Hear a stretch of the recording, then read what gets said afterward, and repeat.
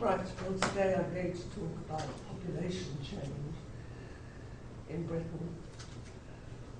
Can you hear me, or should I get the microphone? It seems silly to use you can hear. Yeah, it seems silly to use a microphone for 3 people. I'm talking about births, deaths, marriages, divorce, immigration and emigration in Britain in the first half of the 20th century. But I think when talking about Britain, it's important to have some definitions, because it's a more complicated place, and we always realize, and we use different names for different parts of the country. When we talk about the United Kingdom, we mean England plus Wales plus Scotland plus Ireland, the whole of Ireland until the South became independent in 1922. Now it's just the north of Ireland, which belongs to the rest of the United Kingdom. Then when we say Great Britain, we mean just Scotland, England and Wales, the big island, and not Ireland. And then we say Britain as a rather sort of vague term that includes anything. These differences are quite important if you're looking at statistics, for example, of births or deaths, because sometimes statistics are quoted for just England and Wales, sometimes Great Britain, sometimes the United Kingdom. And obviously it makes a difference how large the population is. And it can be quite confusing when you're reading about all of this. Oh, sorry. We used to say England meaning the whole lot, and sometimes people in other countries still do that. But we try not to, because it upsets the Irish and the Scots and the Welsh if we pretend it's all England, quite reasonably. And it matters also because, as I mentioned last week, there are important differences culturally and legally between the different countries. I gave the example last week of the divorce law, where in Scotland men and women could divorce each other on the same grounds from as early as 1643, over 300 years ago. But in England and Wales, there was no such equality until the 20th century, 1925. And it didn't become as easy to get a divorce until 1969. Ireland, on the other hand, had no divorce at all until 1939, because the Roman Catholic Church is very powerful and against divorce. And Northern Ireland adopted the English law of 1969, not until 1978. So the laws operate at different times in the different countries. Similarly, abortion became legal in Scotland, England and Wales in 1967 for the first time, but it's still illegal in the whole of Ireland, including in Northern Ireland. So there are quite significant differences. Also in Scotland, couples who are not married could live together with the same legal rights as a married couple until 1940, when that ended. But it wasn't allowed in England and Wales or Ireland until quite recently. So it's important to know those differences exist.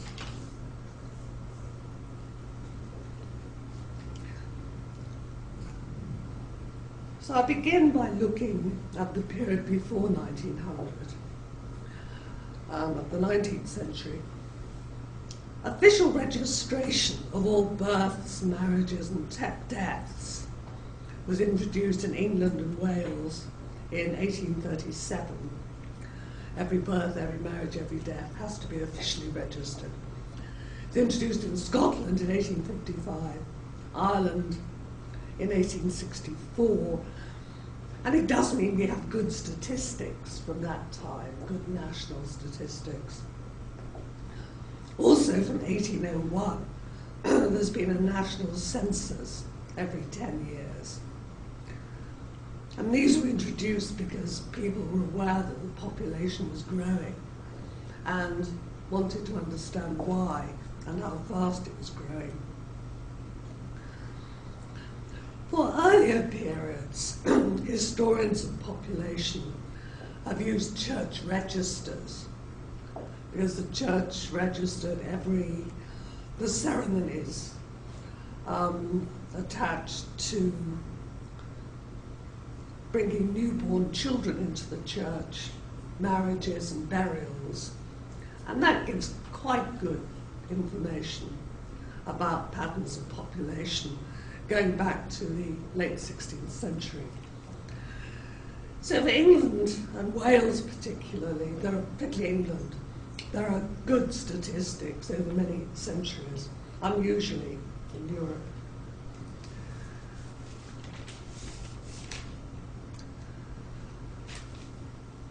The picture in the 19th century is of a generally high birth rate, with a high proportion of women giving birth to many children over their whole reproductive lifetime.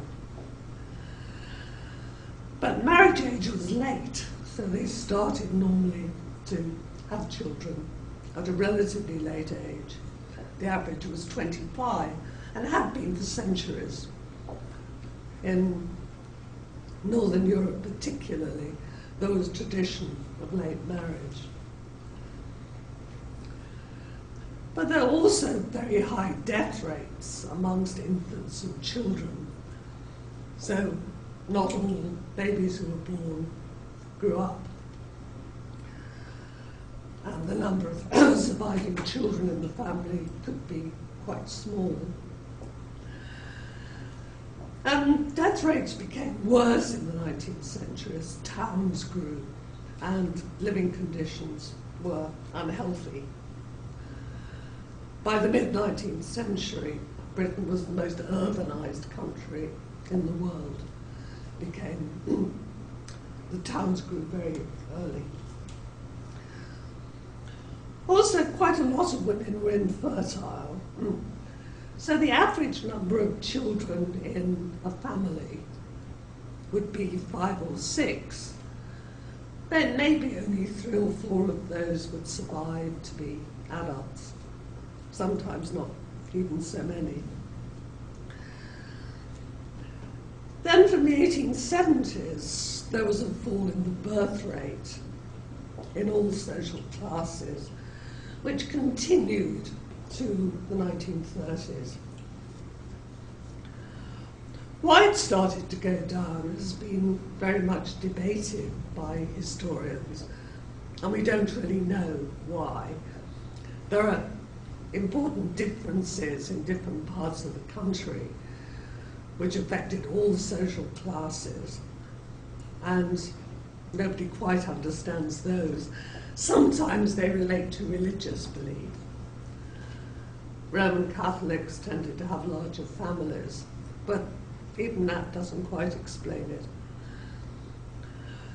Overall, the main reason seems to have been a desire to improve family living standards.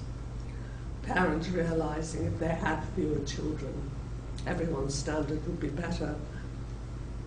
Also, women were getting to be better educated, more independent, wanted more control over their lives, so that their lives weren't dominated by being pregnant, giving birth, having miscarriages, having babies die,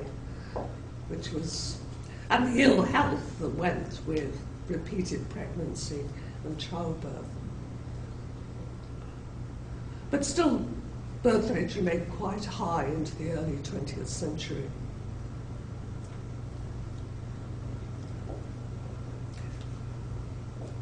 The most common method of restricting births was to give up sex, or to use uninterrupted sexual act, so they didn't complete it.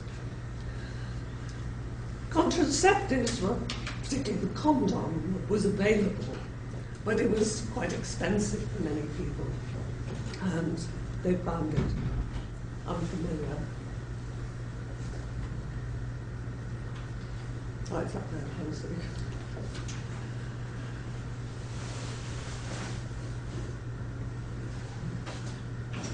I'm talking about what's happening to the birth rate, as you can see.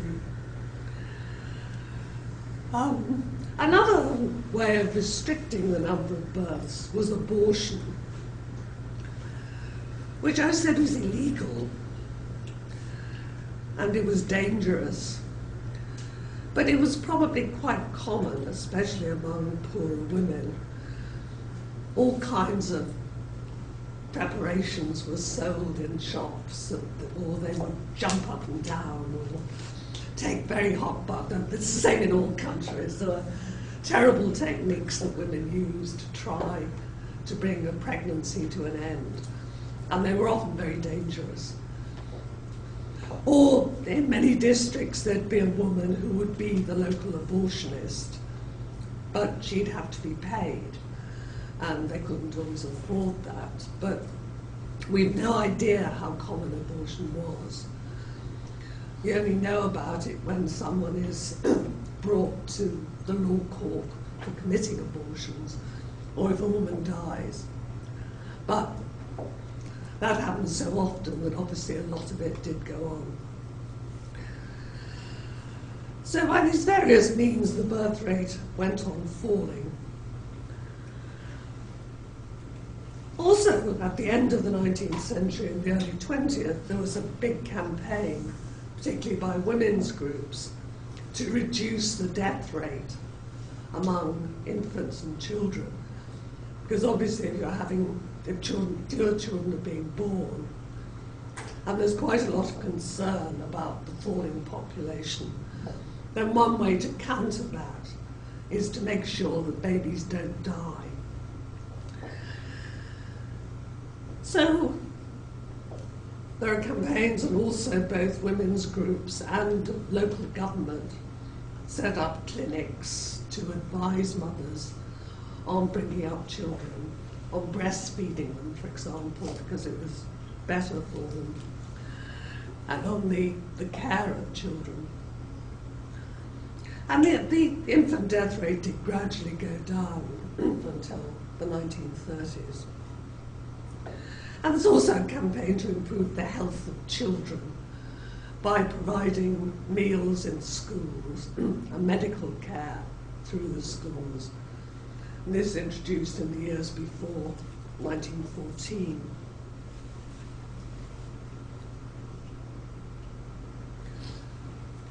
Because there was a great deal of concern about the decline in the death rate,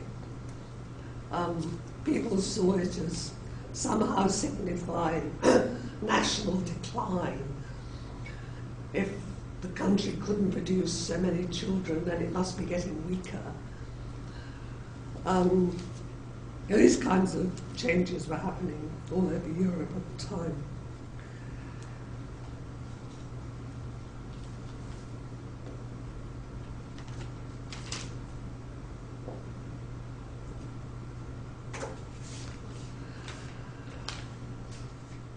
Looking at marriage rates, quite a lot of people didn't marry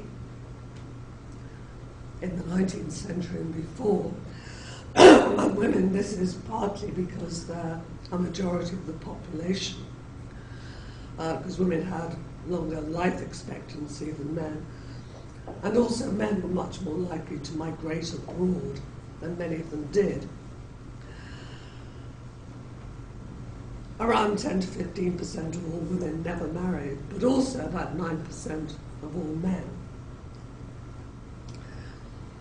once they were married, as I said last week, it was hard to divorce in England, Wales and Ireland, though not in Scotland.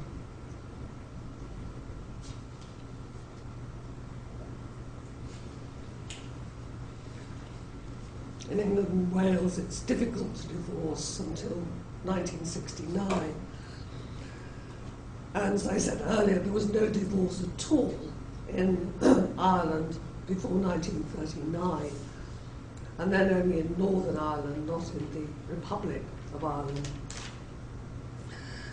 Nevertheless, marriages did break up, and this led to numbers of lone mothers bringing up children on their own, and also to cohabitation, couples living together who were not married because one or other couldn't get divorced, which in England and Wales and Ireland had to be secret because it wasn't legally allowed and it was stigmatised. But it was allowed in Scotland, where it was legal. And at the beginning of the 20th century, about 12% of all couples were registered as unmarried but living together, which is about the same number as now, which is quite interesting. And the extent of couples living together, even in the early 20th century, though we've no idea of the numbers in England and Wales, must have been reasonably high because it was recognised by the government at certain points. For example, during the First World War, for the first time the government paid allowances to the families of men who were away in the armed services. And they found that quite a lot of the men wanted to claim for women they lived with but were not married to. And so the government had to agree to giving allowances to people they described as unmarried wives. And also after the war, when there was quite high unemployment, they gave unemployment benefits to unmarried partners, provided that they had lived together for quite a long time. It was stable. And they had children. That was seen as a sign of a stable relationship. So although the law didn't recognise this situation and nobody talked about it, it was recognised by the government in certain important ways, which suggests it must have been quite widespread.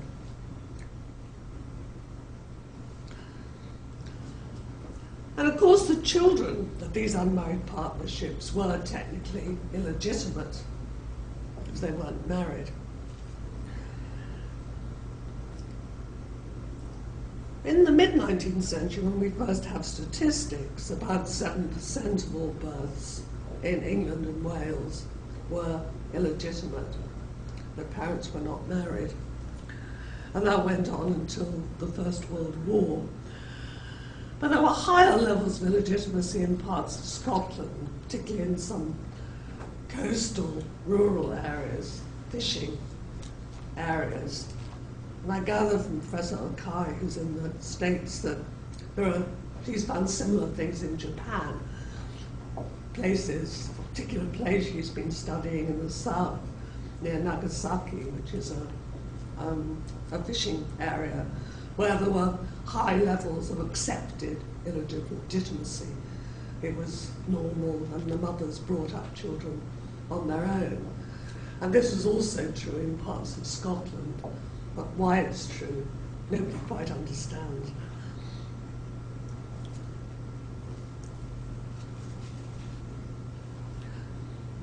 Then during the First World War, the level of illegitimacy went up in England and Wales also. And there was a great panic about it. It was thought that young people were becoming particularly immoral. During the war, they were moving around more, they were meeting each other more. It's more likely, though, that what was happening was that women who got pregnant before marriage, who before the war would have married, were not able to do so during the war because the man was away, or he was killed, or he'd moved on. It was quite common, it seems, for women to be pregnant when they got married, for couples to have sexual relationships, sometimes for quite a long time, and then only to marry when the woman was pregnant. Again, how often that was, we don't know. Until just before the Second World War, when for the first time the government started collecting statistics of exactly when children were born in relation to marriage. This was because they were concerned about the birth rate going down and wanted to find out exactly what was going on. So for the first time in 1938, there was an official count which discovered that as many as 30% of first births followed on from a pregnancy that started before the marriage. And that was before the war. Then again, during the Second World War, there was a growth in the numbers of illegitimate children, and again, a big panic about it. And particularly young women in the armed forces were said to be particularly immoral. But this time, the official statistics showed very clearly that the numbers of births within the first 9 months of marriage had gone down by a similar number to the increase in illegitimate babies.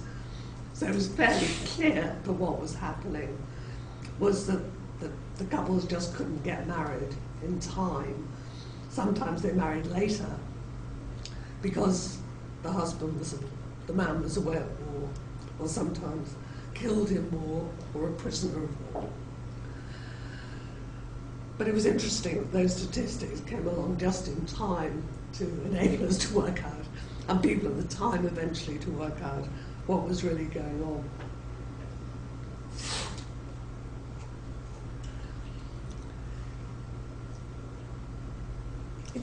It does seem from surveys, both before the Second World War, social surveys, and again just after the Second World War, that about 30% of the births that were registered as illegitimate in peacetime were the children of parents who were living together and carried on living together after the birth of the child.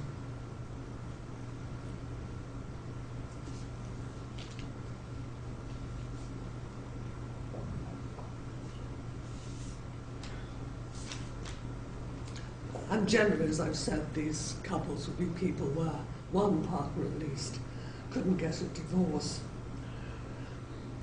But there were other women who became pregnant when they weren't married and didn't have a regular male partner, which might happen because of a casual relationship or a relationship that broke down, could be due to rape, or because a man pretended to be unmarried and turned out to be married, leaving the woman on her own.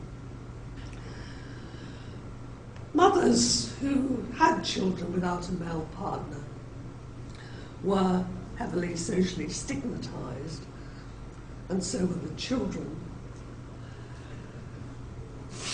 Illegitimate children had quite high death rates, often because the mothers were poor, had very little support, sometimes gave birth on their own without medical help. So there were many reasons why the child didn't have much of a chance. Or the child might be adopted at birth because the mother couldn't bring him or her up. In Britain, adoption most often happens when a child is very young, shortly after birth. In fact, there was no legal adoption in Britain until 1926. It's only then that a legal procedure was introduced. It had always happened that children were brought up by families other than the families in which they were born. They might be brought up by relatives or by other people, but they didn't have the legal status of children of the people who brought them up. The difference the Adoption Act made was that if a child was legally adopted, he or she became the child of the adopting parents and had the same legal rights as any other children. It was also possible after 1926 for an unmarried mother to adopt her child. And the reason for doing that again was to increase the legal rights of the child. For example, if the mother died without leaving a will, if the child was legitimate, he or she would automatically inherit any property left by the mother. If the child was illegitimate, they wouldn't. They weren't allowed to. So if she adopted them, the child, then it could inherit and could also inherit from grandparents. It wasn't until the 1980s that illegitimate children got exactly the same legal rights as all legitimate children. Also, children might be adopted by the mother and her husband if she then married someone who was not the child's father. Or sometimes the real parents might marry at a later stage and adopt the child. Or the mother's own parents or other members of the family or friends might adopt them.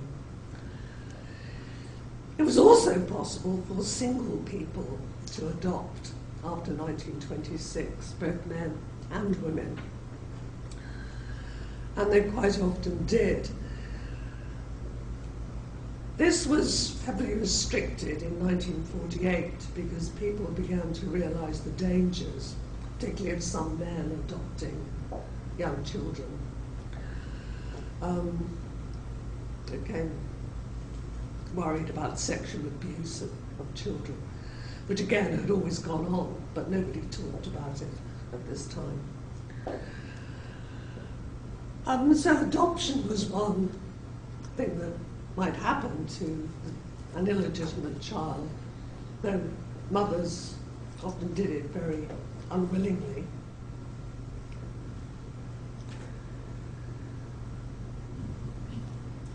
The other thing that happened quite frequently was that the mother might return to her own family, and her mother and father would help bring up the child,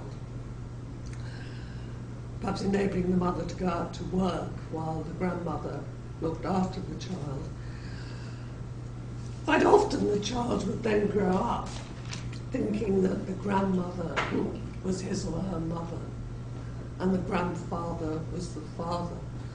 And they would often be encouraged to believe this, so that they didn't know they were illegitimate, and other people weren't supposed to know that they were illegitimate. And they believed that their mother was their sister. This was easier to do at a time of very large families, where it was not so unusual for there to be 15 or even 20 years separating a brother or sister. So it didn't seem quite so odd, particularly if the grandmother was not very old and the mother was quite young, as often happened. Sometimes the child would find out the truth and it would be a great shock. There are some memoirs of people. One, for example, by Eric Clapton, the rock star, who discovered when he was, I think, in his teens, that his mother was really his sister. I mean, or his sister was his mother, and his grandmother was his his mother was his grandmother, supposedly thought was his mother, was his grandmother. And it could be a cause of great mental anguish and depression. But I was listening to a radio interview with a very famous British scientist and a Nobel Prize winner who discovered only in his 50s that that was his situation, that the people he thought were his parents were his grandparents. By the time he learned that, he was very successful and he was older, so it was not so much of a shock. But he did say he always wondered why he was so much cleverer than the people he thought were certainly more successful at school than the people he thought were his brothers. And he must have had a very clever father. I don't think he knows who his father is. So there are a lot of these really rather, well, I mean, that's not a particularly unhappy story, but some of the others are very unhappy stories. And again, we've no idea how many people grew up in these situations, but it's common enough for many stories to have survived. Also, the mother might marry, as I've said, she might eventually marry the real father or marry somebody else. If it was somebody else, the husband might accept the child or might be very hostile to bringing up another man's child. If he did reject the child, then it might stay with the mother's family or with other relatives, or might be sent to an orphanage to be brought up.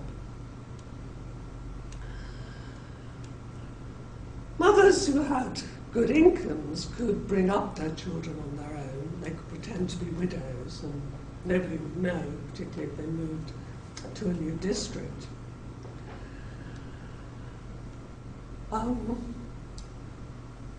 Poorer women had a much harsher time. They might be helped by charities, some of whom ran hostels for unmarried mothers and their children, where they could live with their children, maybe go out to work. Many of these were run by religious organizations and were very strictly disciplined. Effectively, they were punishing the mothers by making them obey very strict rules about when they could come and go, how they could dress, what they could do. And they were very unpopular with women. The only alternative provided by the public welfare system was through the poor law, which was the long-established traditional welfare system in Britain, that I'll talk about next week. Under the poor law, they would either be in institutions known as workhouses, or allowed to stay at home with their child with a very small amount of money. Either way, it was fairly harsh treatment, and receiving poor relief was very much stigmatized. Some unmarried mothers were placed in mental hospitals in the 1920s and 30s. Being an unmarried mother was seen by some people to be a sign of mental illness, mental instability. And in fact, some elderly women were found in mental hospitals in the early 1970s, who'd been there since the 1920s, having been put there because they had legitimate children. Nothing wrong with them, they'd just been placed there when they were young and left.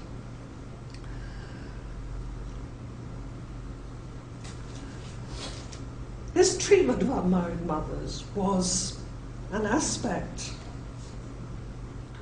of a quite strong concern at this time, particularly throughout the first half of the 19th century, about the quality, the fitness of the population.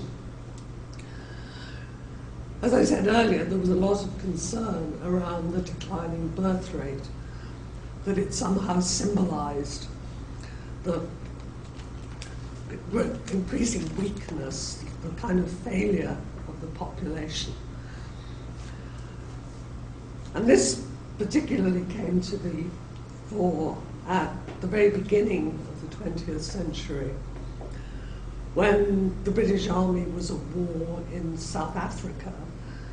South Africa, which was part of the British Empire, there was a movement to break away from the empire, led mainly by Dutch migrants to South Africa. And the British Army had great difficulty in defeating this. They did in the end, but it took 3 years. And the quality of men volunteering for the army, many of them were found to be physically unfit. And this also gained a lot of publicity and added to these fears that somehow the population of Britain was deteriorating, becoming physically weak.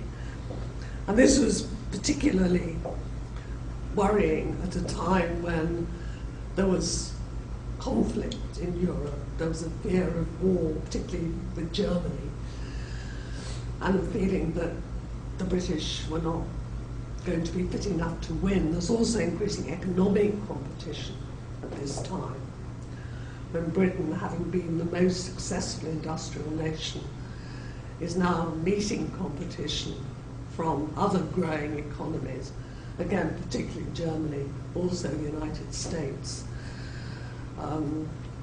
Part of the Russian economy, the Italian economy, they're all growing. And British people are getting worried that they're going to lose out. And see, one of the answers is improving the physical fitness of the population. So there are movements trying to improve healthcare, to increase physical exercise, generally to improve the quality of the population. And then on the other hand, proposals to diminish the mentally and physically weaker parts of the population by preventing people who are defined as mentally and physically unfit from having children.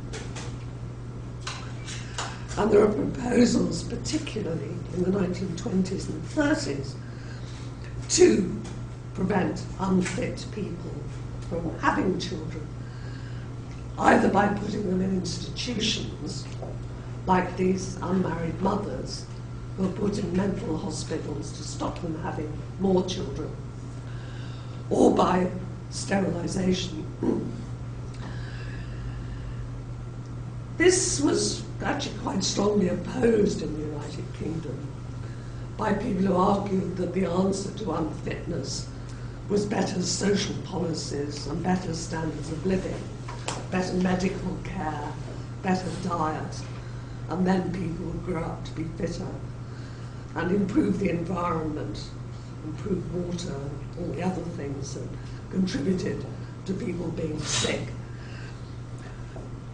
And this argument won out over proposals to sterilise or incarcerate unfit people. But it did become much more popular in other countries. For example, in Sweden there was a policy of sterilisation, also in parts of the United States, and then most extensively in Nazi Germany. So this eugenics movement, as it was called, is an important phenomenon in the demographic history, particularly of the 1920s and 30s, and goes on in some places into the 1940s, late 1940s. It's still being suggested by some people in Britain. I think it's mainly when the full information about what had happened in Nazi Germany comes out that people really turn against it in a big way.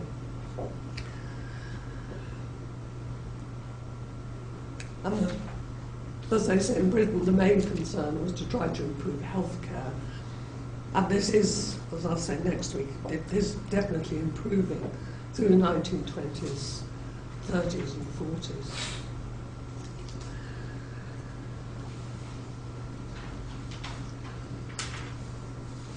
But the birth rate went on falling into the 1930s, and at the same time life expectancy was rising because living standards were rising and healthcare was improving, so people were living longer. Though there were big social class differences, poorer people did not live as long as richer people. This led, by the 1930s, to a panic in Britain, and also in France particularly, about the ageing of the population, rather like we hear now. The number of old people is growing, there are fewer young people.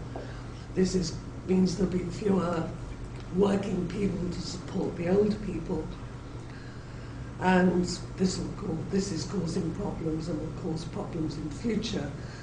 So everything that we hear, certainly in Britain, in Japan, in Germany, in most developed countries, exactly the same things were being said in the 1930s and 40s. After that, everyone forgot about it for a few decades until it all came back in the 1980s.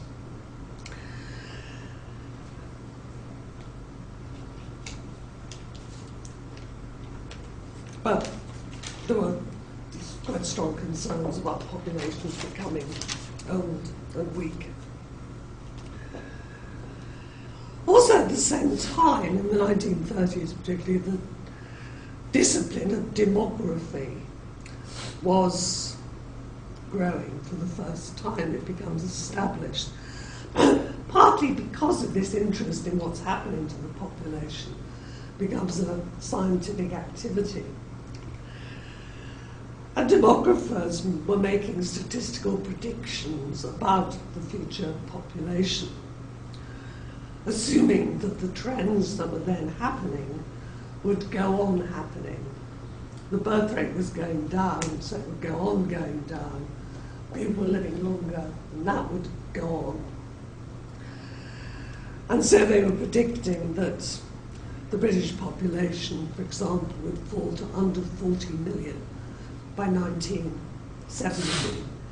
In fact, by 1970, it was at least 10 million, more than that.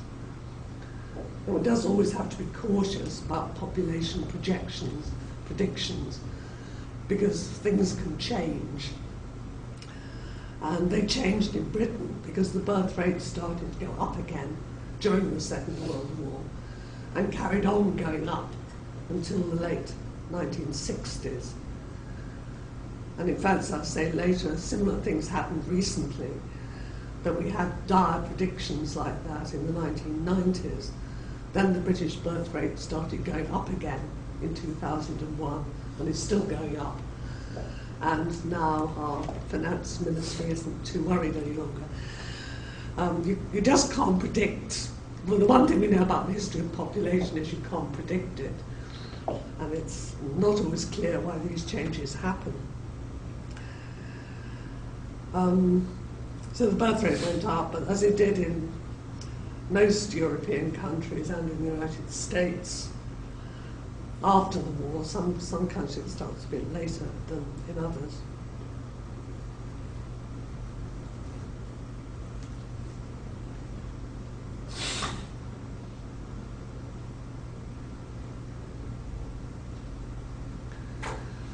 But before going on to migration, there's some the government debated what was happening with the birth rate in the 1930s quite extensively, but didn't know what to do about it.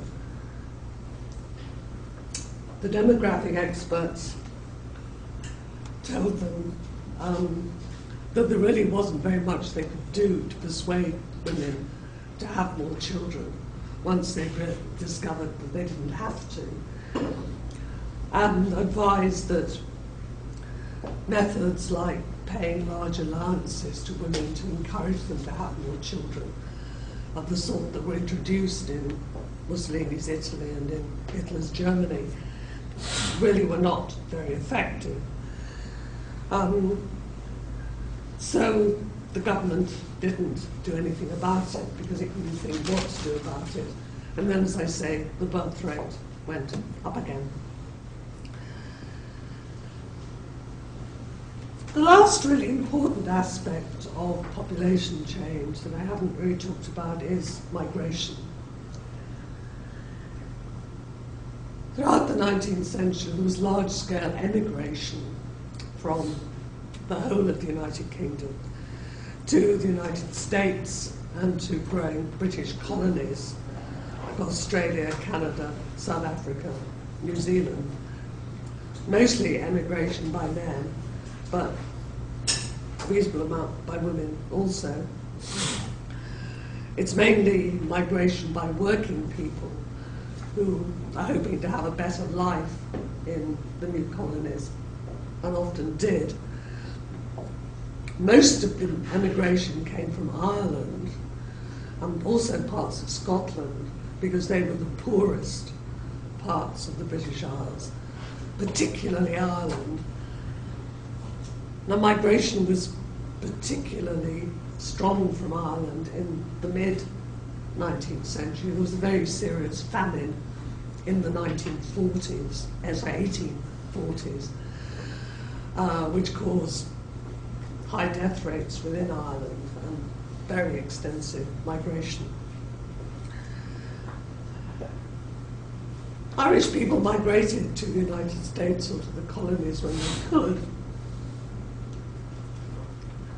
or they came to England, Wales or Scotland, which was cheaper and closer, and of course they could move back home more easily if they wished.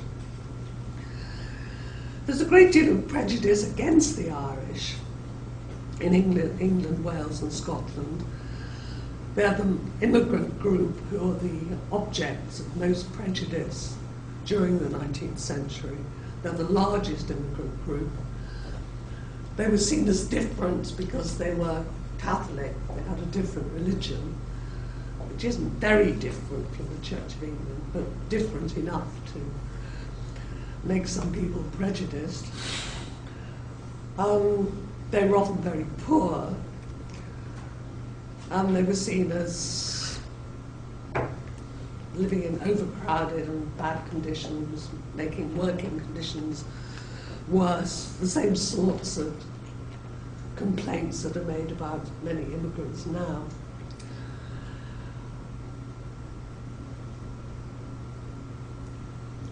There are also smaller groups of immigrants to Britain from various parts of Europe, either refugees from political persecution. Karl Marx, for example, came to England from Germany in the mid-19th century. And many Italians also came during the battles of unification in the 19th century. Many businessmen came from various countries to work in Britain, and also workers of various kinds, just as British workers worked all over the world, building railways particularly, and taking with them practices like playing football. So there's quite a lot of movement, and movement across borders was very much easier at that time. There weren't passports and all the kind of visas and all the things we have to go through now. Not to say the hassle of airports, but no doubt there are other hassles too. But movement was, there was less officialdom at least about movement across boundaries. Migrants from the British Empire, it was particularly easy because anybody born in the vast British Empire was British. They had British nationality and the full rights of British citizens if they came here. In fact, those rights were fairly limited, except for richer people, because most people didn't have to vote until the early 20th century. But it's interesting that the British Empire, by the time of the First World War, covered about a quarter of the surface of the globe, and anyone born anywhere in that space counted as British. But they had to prove that they were British.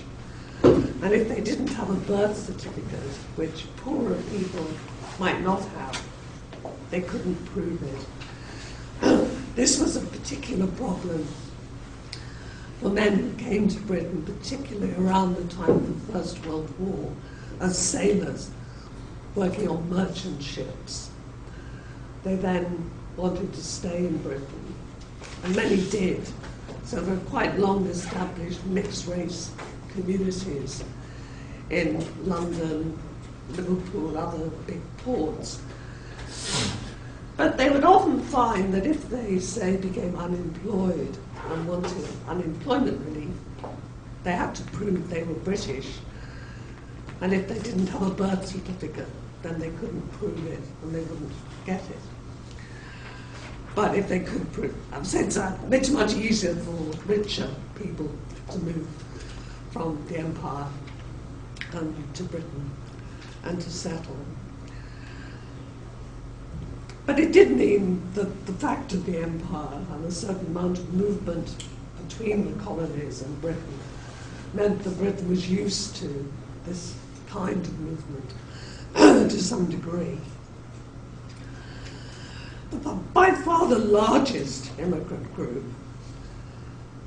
before the Second World War were Jews fleeing from persecution in the Russian Empire in Eastern Europe from the 1880s onwards. There was really quite serious persecution. Many Jews fled to the ports, like Hamburg, for example. Most of them really wanted to go to the United States, but many of them ended up in Britain.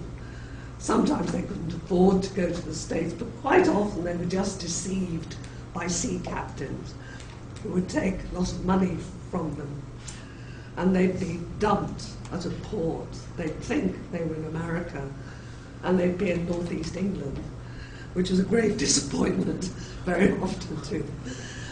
Sometimes they were able to move on, but very often they settled. And so there were quite large immigrant Jewish communities developed, a very big one in East London, but also in other parts of the country, in the northeast of England, and in Manchester and other big cities. They got a certain amount, they were mostly very poor people, but there was a quite prosperous, established Jewish business community, many of them financiers, the Rothschilds, for example. And they gave a lot of support to the immigrants, partly because they were afraid that if they were very poor and appealed for welfare relief from the British community, this would increase anti-Semitic, anti-Jewish prejudice. And there was quite a lot of that around already. Though in fact, by the 1880s, the established Jewish community had just managed to overcome many of the prohibitions against Jews. They were allowed to stand for Parliament, for example, after the 1860s, whereas before they'd been forbidden.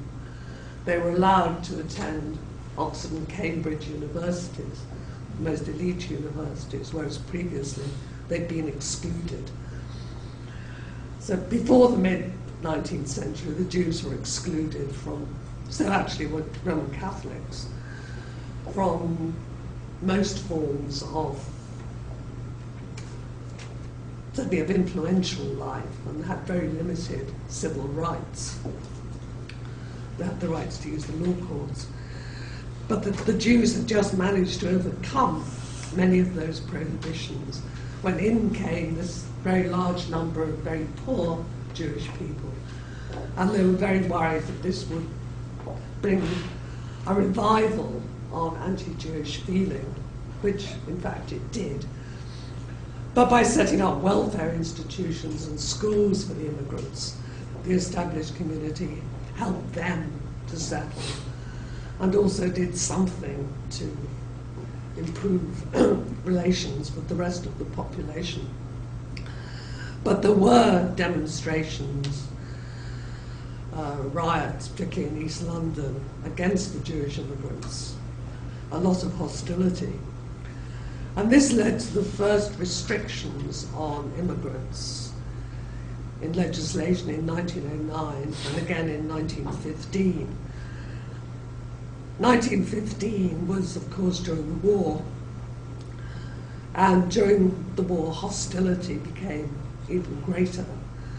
Many of the older Jewish immigrants, the established rich ones, came from Germany, and because the war was against Germany, in people's minds Jews and Germans were all mixed up and they were all the enemy, even though many Jewish people actually fought in the British Army during the war.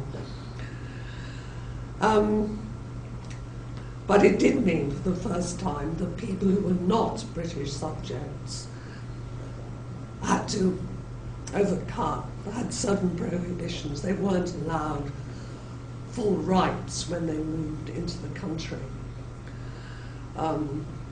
They had to go through certain processes, pass certain tests, including language tests, to be accepted as British citizens. And this had not previously happened. So there were the first barriers against immigrants. But it doesn't apply to people who can prove they're born within the empire. It applies to people who do not have a right to British nationality. There was then a smaller influx of Jewish refugees from Nazi Germany in the 1930s.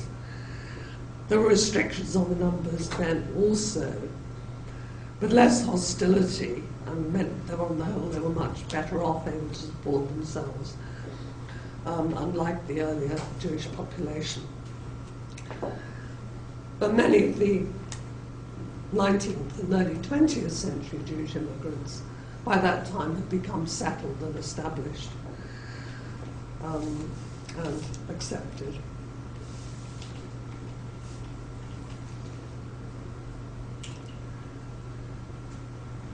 So I'll stop there for now. Are there any questions or comments before we have a short break?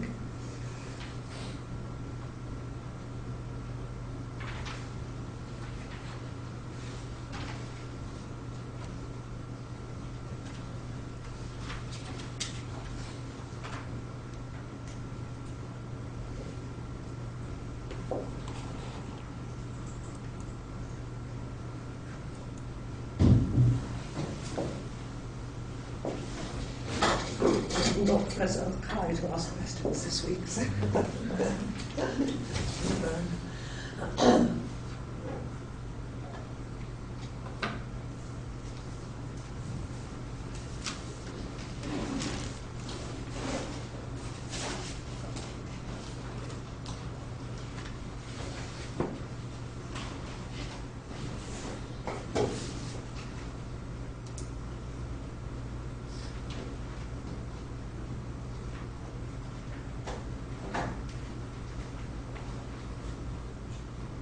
Or if those of you who came in late want to ask anything about what happened before.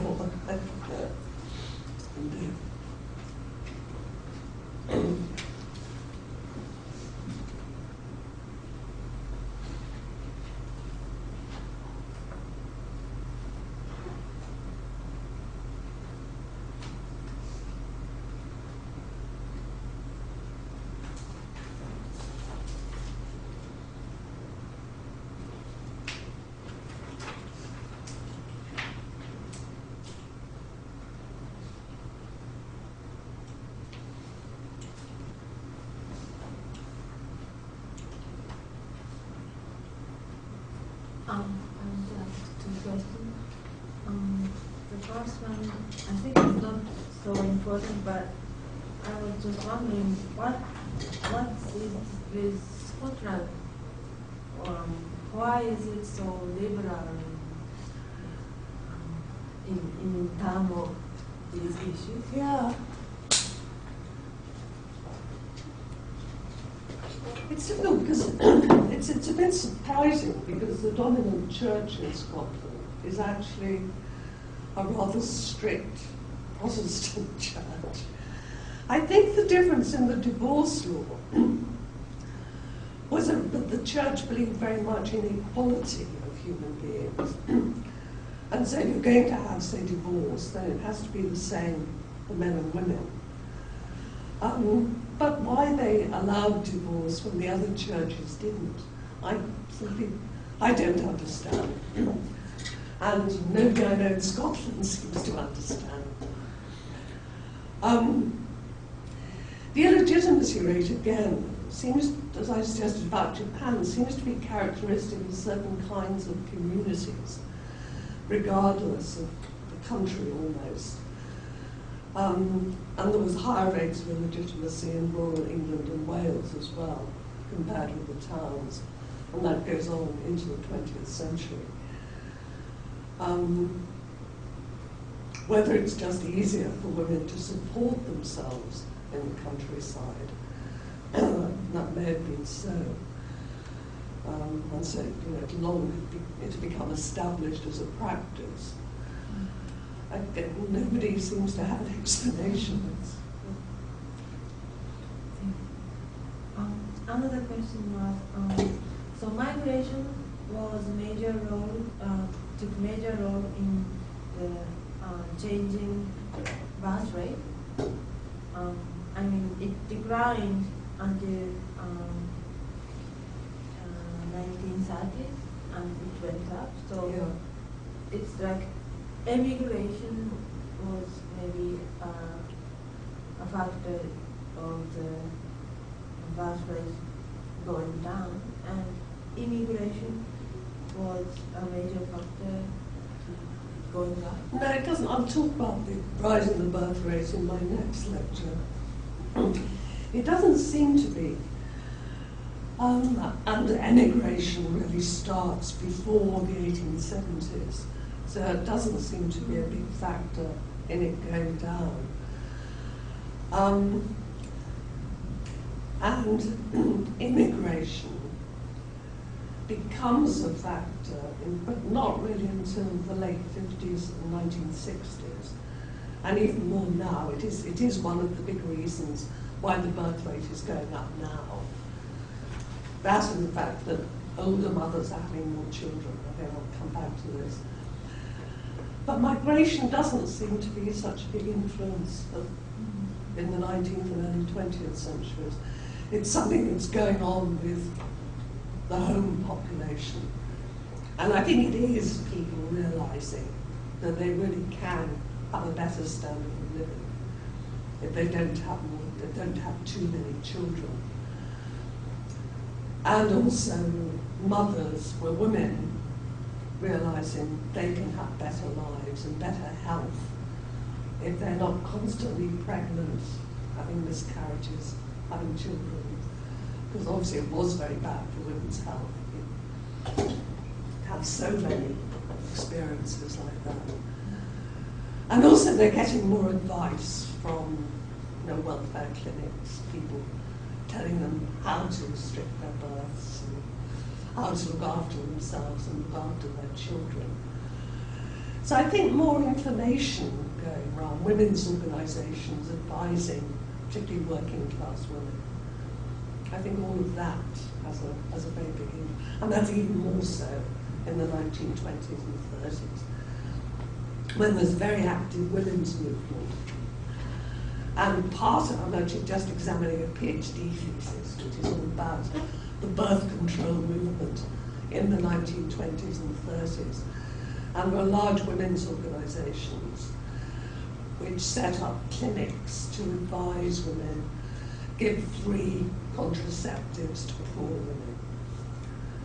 And precisely for this reason, not because they believed particularly there ought to be a very low birth rate, but because it was bad for mothers' health and bad for the children if there were too many children in a poor family. So I'm sure there's more of that beginning in the 19th century and that people haven't really researched. So it's quite interesting. Thank you.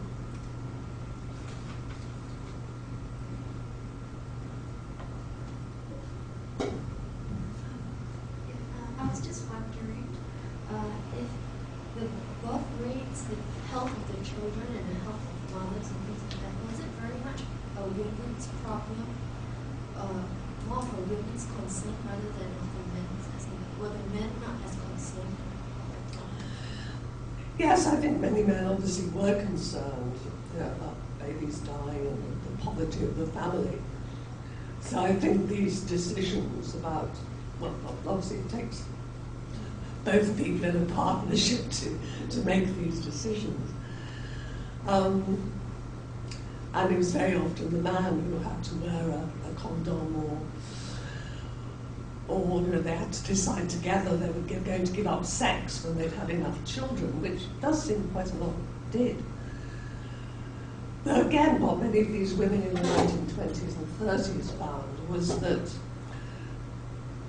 giving up sex put such strain on the marriage that actually advising the women on how to use contraceptives instead was good for the marriage. So men were concerned, and men talked about it among themselves, and there were men active in the birth control movement. But it's mainly women who, above all, particularly middle-class women, who've got the time to devote to this kind of thing, because middle-class women weren't allowed to work. So they often devoted themselves to charitable causes, and this was one of them. So it is a concern for most. But the health issue is a more immediate one for women whose own health is affected, obviously. But it obviously wasn't, it would worry their husbands.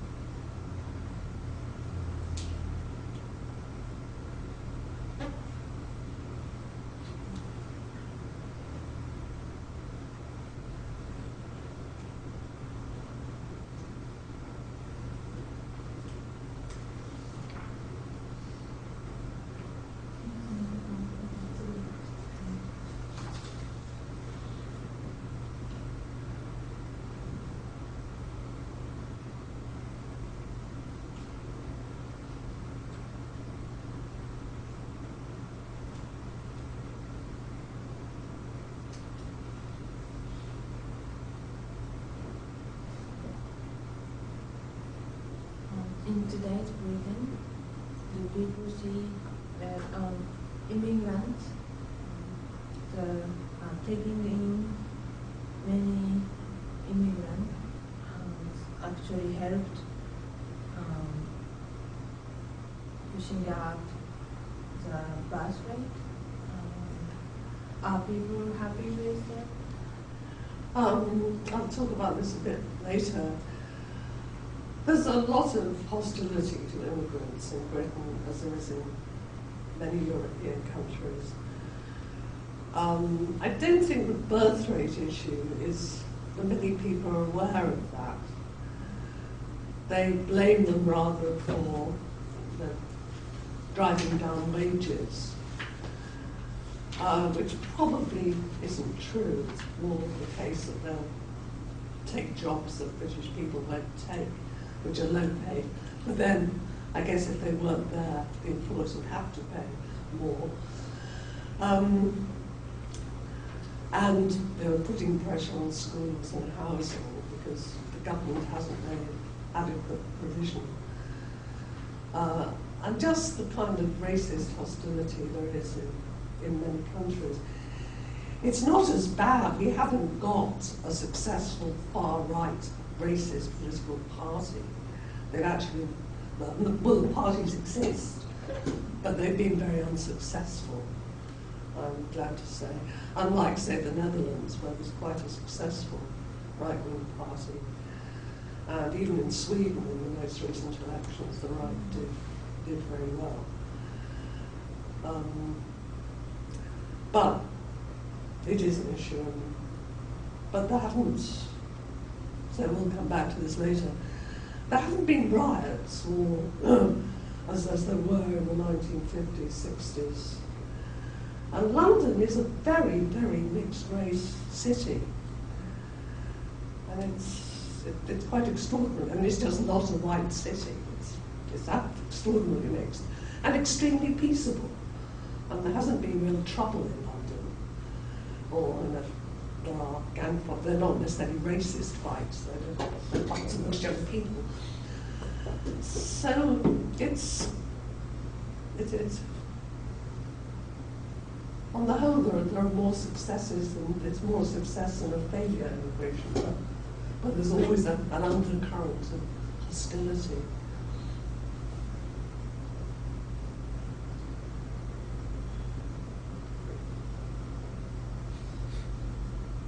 So it's not like people see the immigrant that they made contribution to Britain's class rate issue by pushing out class rate. No, I don't think people see it that way. People who see demographic issues still see it that way.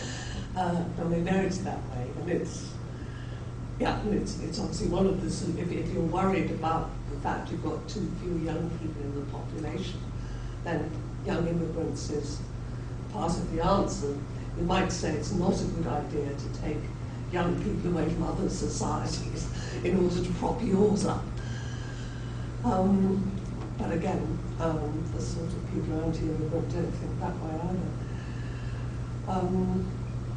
So no, I don't think there's much awareness of that. If anything, there's more resentment that immigrants have got young children, they're taking up space in schools.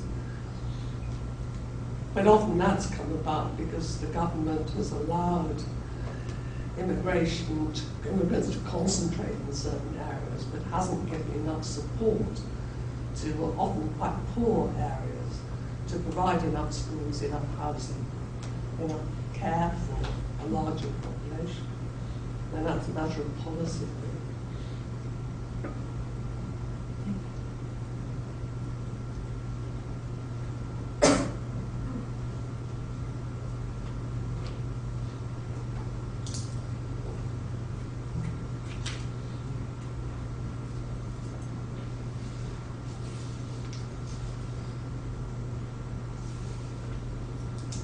Should we have a break now for 15 minutes or so? So we'll come back in 15 or 20 minutes.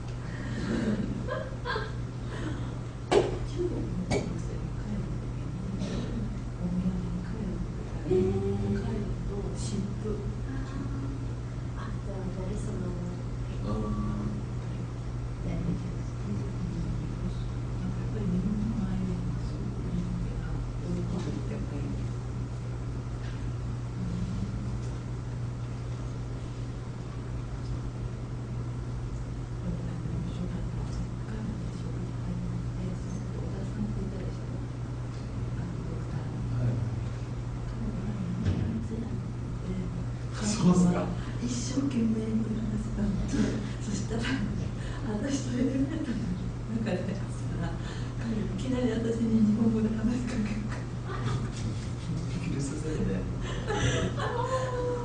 時間はなかったのと落ち込んでた。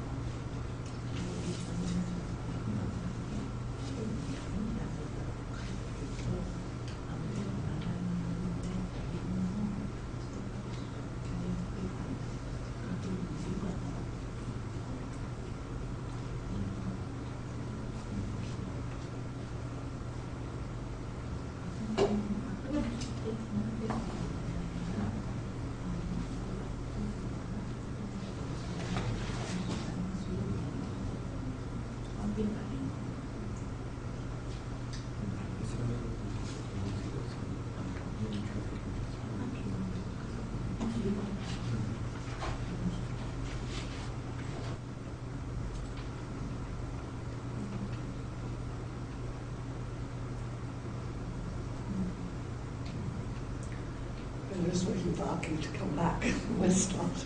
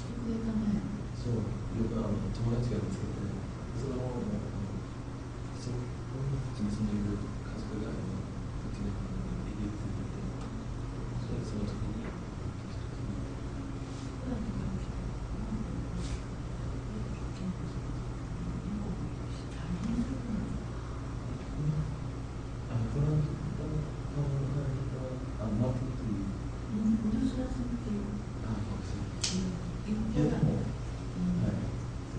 うそう、マーキーさんって分かって、ポーランドで生まれたんだけど、今はベルギーの人。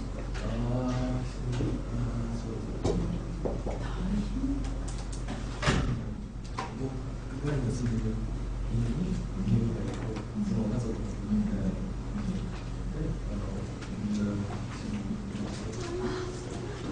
Okay, let's start again.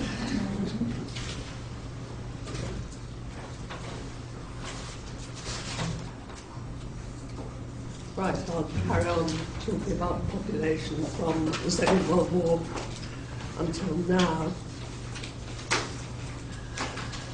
As I was saying earlier, there was a lot of concern in the 1930s and during the Second World War about the falling birth rate and the ageing population.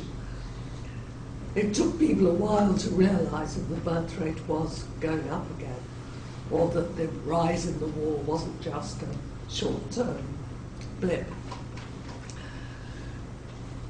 The numbers of people over 65 worried them because they doubled between 1900 and the 1930s. Only about 5% of the UK population were aged over 65 at the beginning of the century. That was actually historically exceptionally low because of the high birth rate of the 19th century.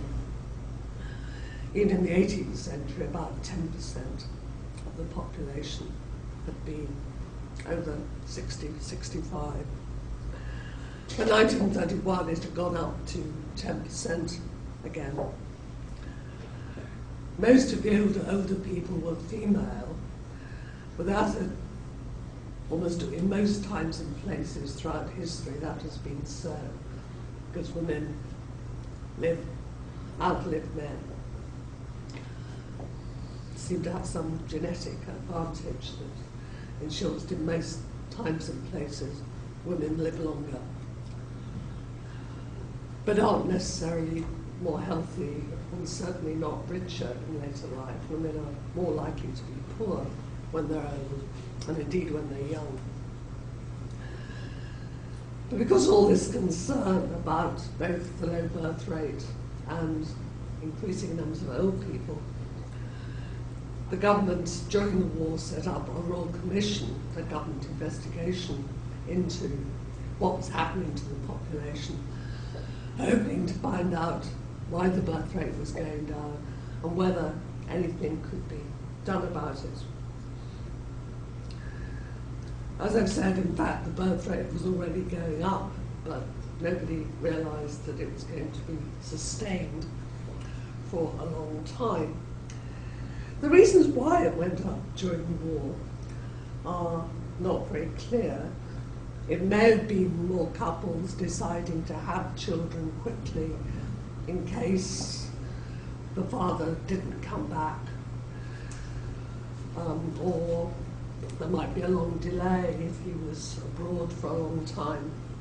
But it's not clear exactly why there's a rise at that time.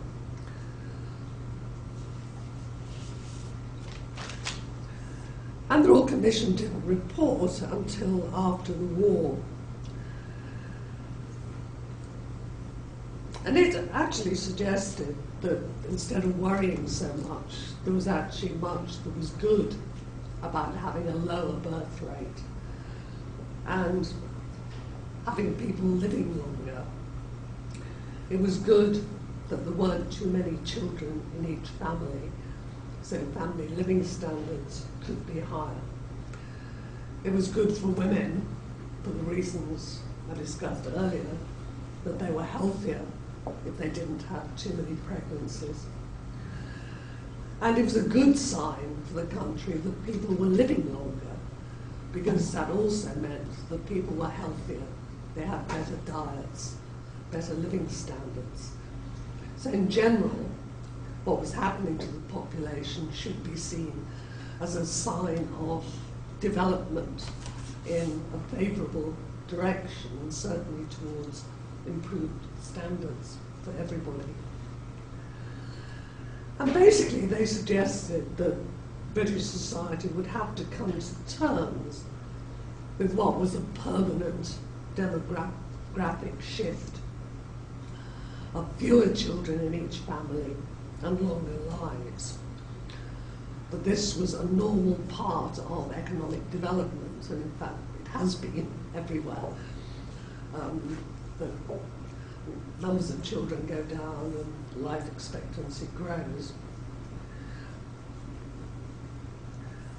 So they recommended that the country should think much more positively about the role of older people in society, instead of just talking about them as a burden and a cost of pensions and healthcare.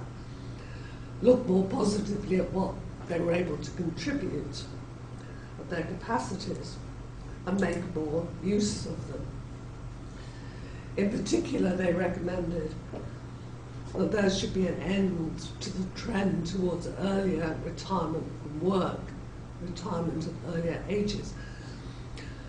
Basically, what had always happened was that rich people were able to retire whenever they wanted, because they could afford it. And poor people went on working until they dropped, because they couldn't afford to give up work. In Britain, there were old age pensions from the beginning of the 20th century. In Germany, they existed earlier, in the 1880s. But certainly in Britain, the pensions were very low. They were the very poorest people. And they weren't enough to give anyone an incentive to retire. But what happened after the Second World War, and I'll say more about this next week, is that pensions improved and more people retired from work at age 60 or 65. And the Royal Commission, like others at the time, thought this was just what should not be happening at a point at which more people were living longer. They should be discouraged from retiring quite so early.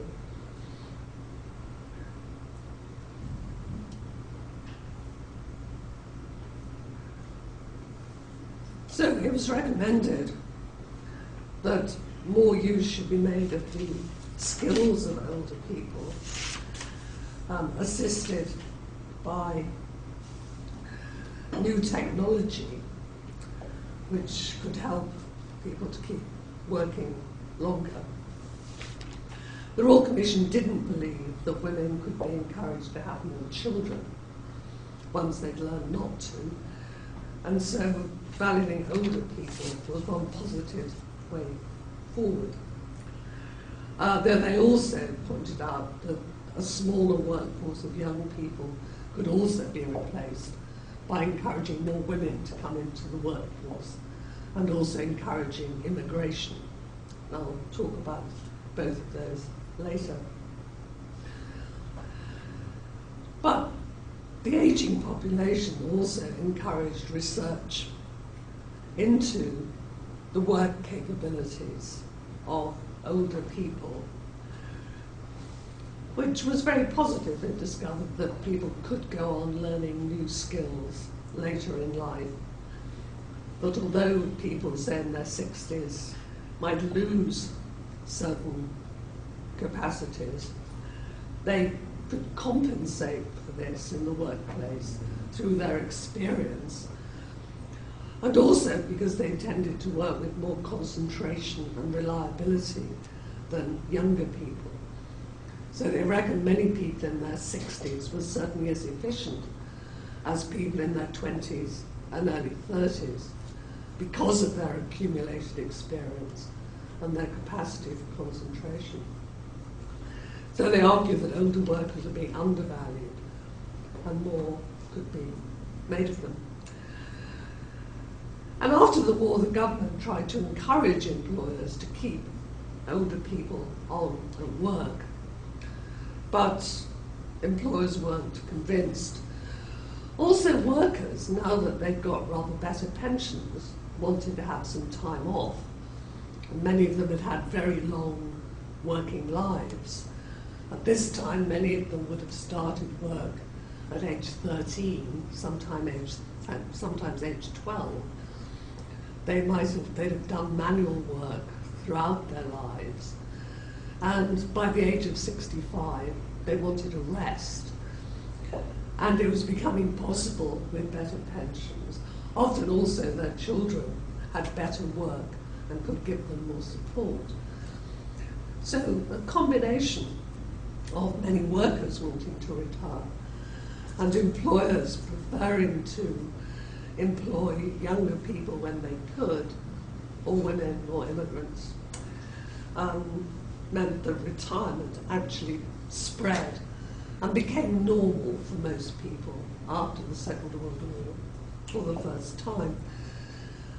Some workers didn't want to retire and in fact found it rather scary, the prospect of having nothing to do, having worked all their lives. Suddenly having no work was quite frightening for many men. For women it was much easier because they'd always done domestic work and they generally had closer relationships with children and women friends. It was less of a break, whereas for men it was a very real break with their friendships, with the life they'd known for a long time. But against this background, retirement became part of a normal phase of life after the Second World War, as it happened before. And the use of female labour and immigrant labour grew.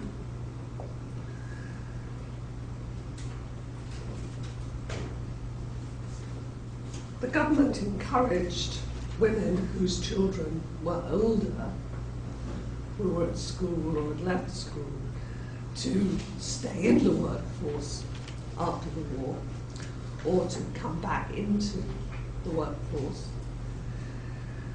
They weren't so enthusiastic about young women working because they wanted them to marry and have children. And they were encouraged to stay at home.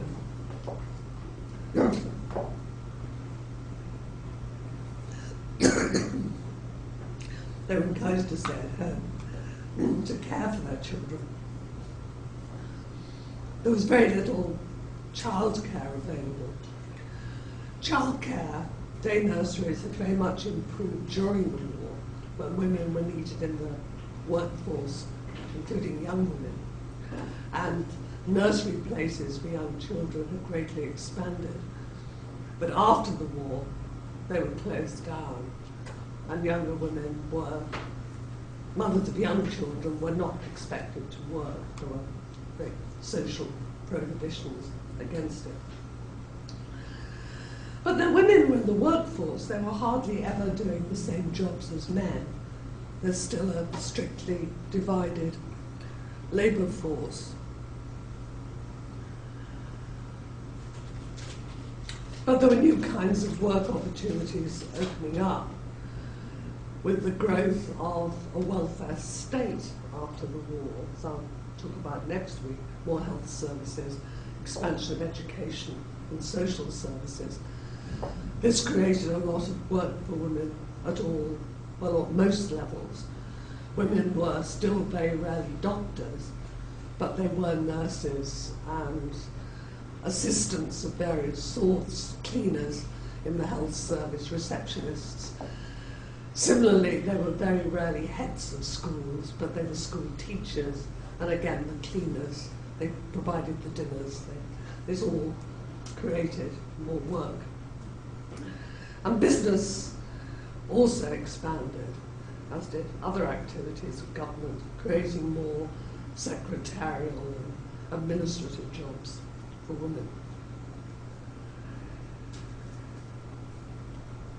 So bringing women into the workforce was important to this expansion of the operations, both of the economy and the state, after the war. And there was full employment, more or less, from 1945 until the early 1970s, the longest period of full employment in peacetime in Britain. The British economy benefited after the war from the fact that other economies were having to reconstruct themselves, including Japan and Germany, having to reconstruct their economies, and also were not, for the time being, there as competitors. When they did reconstruct, then the British economy began to suffer by comparison. But meanwhile, this post-war situation created a lot of jobs in Britain. Immigrants were recruited to fill the labour shortage. In the late 1940s, many of them came from Europe, people who'd been displaced by the war in various ways. Many Poles and East Europeans came to work in Britain. Quite a lot of Poles had been in Britain during the war. They fought in the Air Force, particularly, alongside British soldiers. And many of them then settled in Britain, particularly around London. But others who'd been displaced from their homelands by the various movements of people during the war came to Britain on work contracts. Also some German and particularly Italian prisoners of war who'd been in Britain stayed on, and there's also more immigration from Italy because its economy was in a bad shape after the war. So for a few years there was quite a lot of European immigration. These numbers tailed off in the 1950s as the rest of Europe reconstructed itself. And then the main source of recruitment for from among migrants was from British colonies and former colonies. At this point, decolonisation is beginning. More countries from the British Empire are gaining independence, starting with India and Pakistan, or what was initially just India and then divided into India and Pakistan in 1947. And then gradually through the 1950s and 60s, most of the empire disintegrated and it was no longer called the Empire, but the British Commonwealth.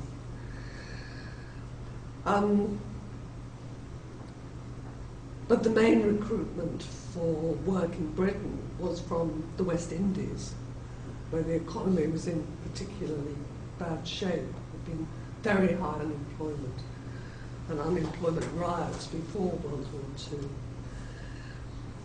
And the other main source of recruitment were the former colonies of India and Pakistan. The government sent missions to the West Indies to recruit workers, particularly to work in public transport, which was expanding. It was also essential to the economy, but was fairly low paid and not attractive to British workers. Also, numbers of nurses were recruited to staff the expanding health service. Very often the migrants who came were very highly qualified, but ended up doing much lower skilled jobs because there was prejudice against them in higher level occupations. So graduates would end up working in railway stations. Migrants from India and Pakistan came more in the 1950s and after, generally to work in factories, such as textile factories and shoemaking, where many of them had experience at home. And some, either initially or later, set up their own businesses, particularly shops. Large numbers of Indian and Pakistani shopkeepers in Britain still.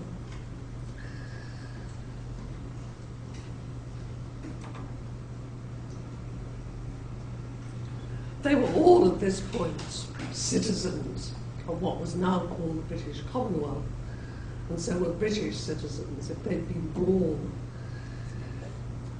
while their country belonged to Britain, as part of the empire, they were still British and still had all the rights of British citizens. And more of them at this point were able to prove it. This was confirmed in the British Nationality Act of 1948. Even countries that were independent, Ireland, for example, became fully independent and left the Empire and Commonwealth in 1922. But the Irish have always kept a special status. They have equal status in Britain. Whether we have equal status in Ireland, I've never put to the test actually, but I could go and vote in Ireland. But the Irish have retained that sort of status, unlike people from other countries. But immigrants, particularly from the West Indies and Asia, immigrants of a different colour, faced a great deal of prejudice. They found it very difficult, for example, to find housing. People were very unwilling to let rooms to black people. They were often very unwilling to let them to Irish people as well. And they experienced a great deal of discrimination in every day, in work and in housing. So they lived often in overcrowded houses in poorer parts of towns and did the worst work. For example, in factories, doing the work at night that British workers didn't want to do. But often willing to work in order to send money back home to support their families. In 1958, there were the first riots against West Indians, particularly in the Midlands of Britain. And growing hostility. Partly because by the late 50s there were growing concerns about the state of the economy and whether there would always be jobs, and this was causing discontent. But racism can't always be explained quite so rationally. This kind of hostility to immigrants led in 1962 to the government passing the Commonwealth Immigration Act, which restricted immigration and the rights even of people born in the Commonwealth. They had to have visas, not everyone was allowed to come in. And they weren't immediately allowed full citizenship rights. Again, Ireland was exempted from this.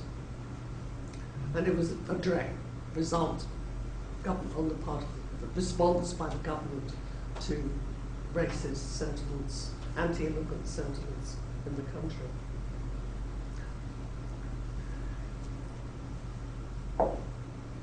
In response to this, anti-racism organisations began to develop. The Campaign Against Racial Discrimination was founded in 1964. But then in 1965, a Race Relations Act made race discrimination illegal. Obviously only if it was open and people could prove it that they really had not got a job or got a house because of race. And it wasn't always very easy to prove.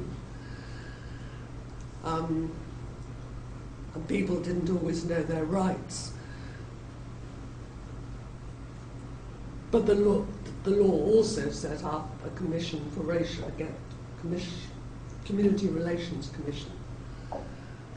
Was its later name? I've actually forgotten what its name was at first, but it was an official body whose job was to help people who felt they'd been discriminated against and to support them in taking legal action. It was to ensure that often quite poor people were able to use the law.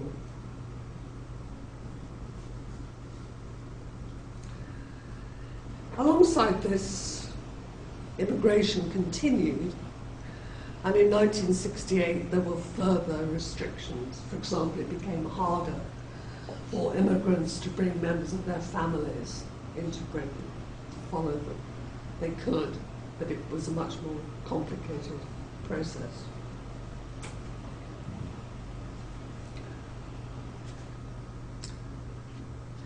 But still, immigration continued because it was still, whatever the conditions, preferable for many people from the West Indies or from Asia to come to work in Britain, that they had work, and what to them were quite reasonable incomes, despite discrimination and bad conditions. And some of them were doing better and could support other immigrants who were coming in.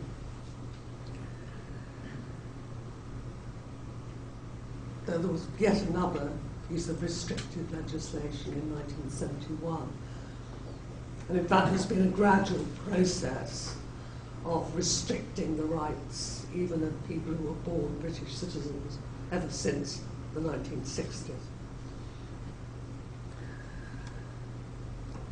I'll return to immigration later and go back to talking about births and marriages.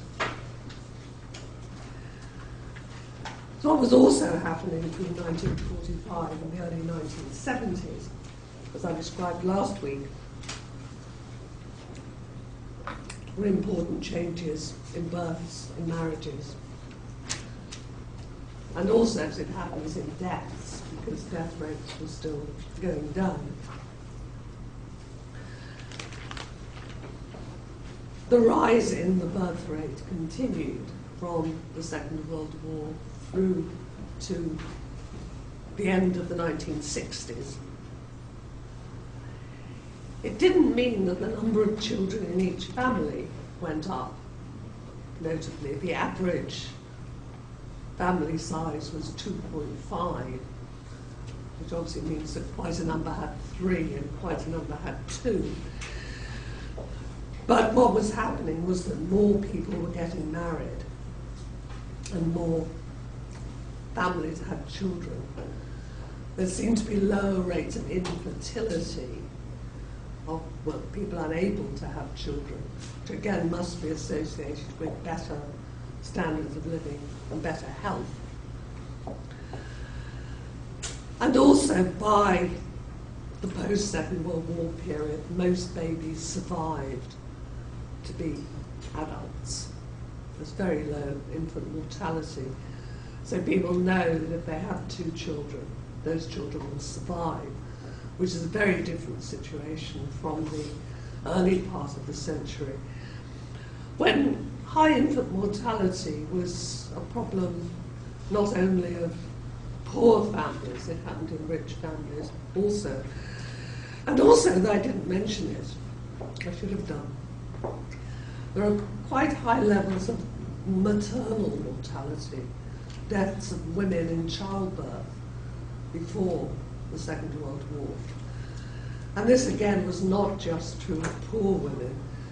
It happened most to women giving birth to their first child, and happened mostly because they acquired an infection after the birth. There's an increased move to the childbirth to take place in hospitals in the 1920s and 30s. Before that, most mothers had had their children at home. In the case of richer people, this was often because there was less infection in the home than in hospitals. For poorer women, there was often a lot of infection at home as well, but they couldn't afford a hospital. But there was more middle-class confidence in hospitals by the 1920s and 30s. But still, quite high death rates of mothers. What put an end to maternal death rates was the discovery of antibiotics at the end of the 1930s. Penicillin, for example. Well, penicillin was the first big example. So for the first time, infections that women got, very serious infections women got after childbirth, could be controlled by drugs. And they were very successful drugs. So the maternal death rate went down very sharply, very quickly. And these kinds of drugs, of course, also assist survival rates of other people, including older people. Many older people had died of pneumonia after suffering other kinds of illnesses, but now this could be controlled by modern drugs. So mothers were surviving and children were surviving. But another very important reason why there were more children was the higher marriage rate. Very few people don't marry. I said earlier, quite a high proportion of both men and women have never married. After the war, almost everybody marries, sometimes more than once. And they married younger, around age 22 for women, whereas traditionally it had been about 25. And on average, about 24 for men. Whereas again, it had been higher.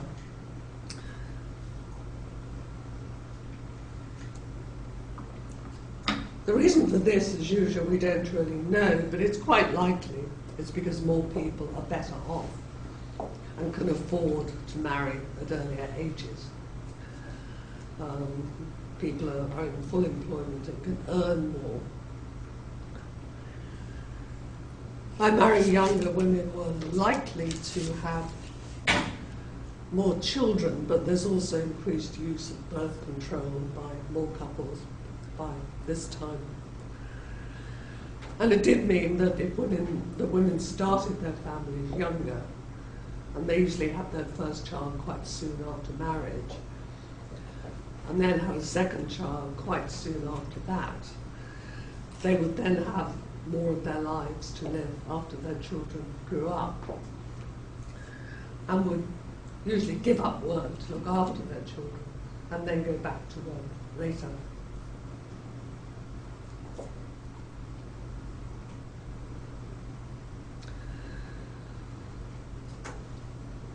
Also, as I mentioned last week, marriages lasted a long time, longer probably than any time in history,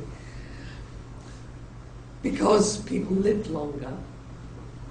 So if they married in their 20s, they were likely to be married for at least 40 years, and divorce was still quite difficult to get.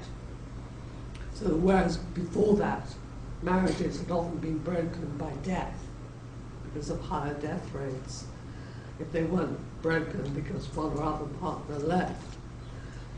And after that, from the early 1970s onwards, they're very often broken by separation and divorce. So this period from about 1945 to the early 1970s is a historically quite unusual one in terms of what's happening to marriage and population.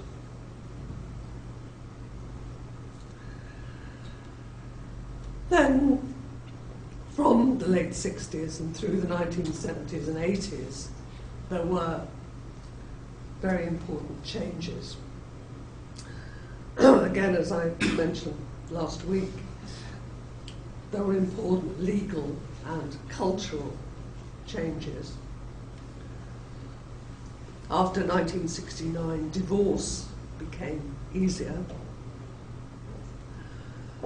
After 1967, abortion became legal for the first time. Also, the birth control pill was produced in the 1960s and is made available easily on the National Health Service from the late 1960s. And it's a more effective form of birth control, and also a more comfortable one than any other that existed, so very quickly became popular. And what followed from that was a falling birth rate, a very rapid increase in divorce. The fall in the birth rate went on until the end of the century, till 2001.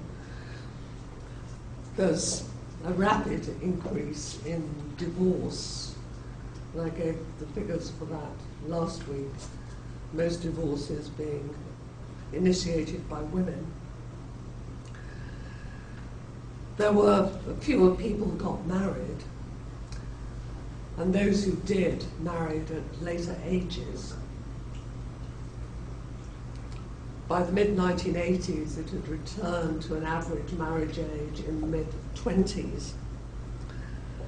And then, by the 21st century, it had gone up to, on average, 32 for men and 30 for women.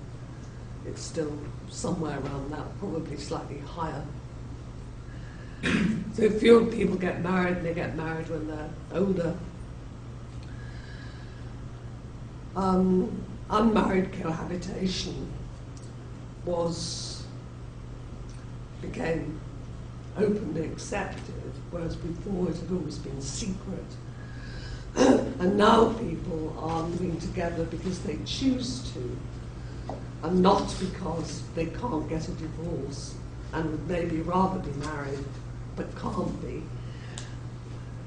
There always had been some people who had chosen not to marry on the grounds that they didn't believe they needed the church or the state to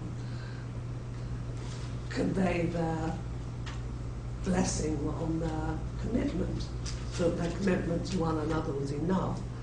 But they've mainly been intellectuals, and rather a small number of people, as far as we know. But it becomes just socially acceptable for people openly to live together without marriage. And unmarried motherhood becomes acceptable and much less stigmatized. But in, I think it's 1982, it's in the early 1980s, the word illegitimate was removed from the law in Britain. The word was simply not there. For example, national statistics no longer talked about illegitimacy. They talked about children of unmarried parents.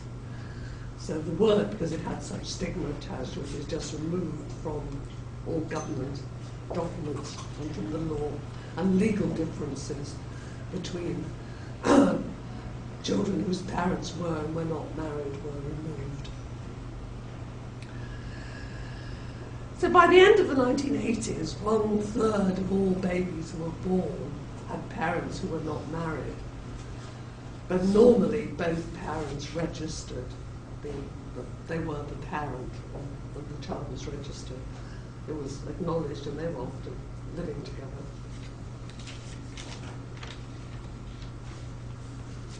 And these are international shifts in developed countries, this time certainly true all over Europe.